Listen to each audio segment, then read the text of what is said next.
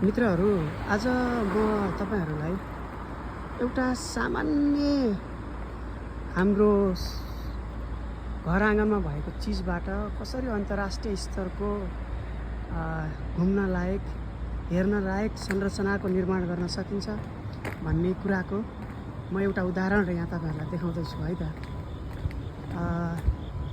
यहाँ अगाडि देखिरहनु भएको छ, आइरहेको छ।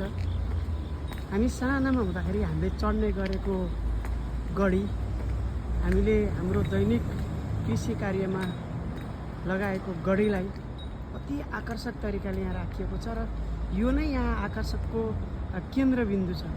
यो एउटा विशाल भवन रहेको छ, गगनचुम्बी भवन, र यसको फेदमा चाहिँ एउटा बगैँचा बनाइएको छ, तर त्यो बगैँचाको केन्द्रबिन्दु चाहिँ यो गडी रहेको छ। हेर्न सक्नुहुन्छ, पुरै काठको प्रयोग गरिएको छ। कैयौँ समयदेखि यो यहाँ छ।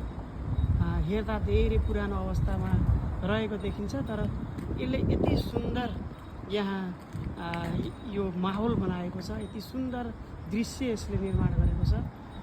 र हामीले पनि हाम्रो ठाउँमा हाम्रा ऐतिहासिक तत्त्वहरूलाई, ऐतिहासिक हाम्रा प्रविधिहरूलाई यसरी एउटा सार्वजनिक स्थलमा राखेर हाम्रो सार्वजनिक स्थललाई हेर्न लायक बनाउन सक्छौँ। यो सानो क्लिप यहाँहरू समक्ष मैले सेयर गरेँ।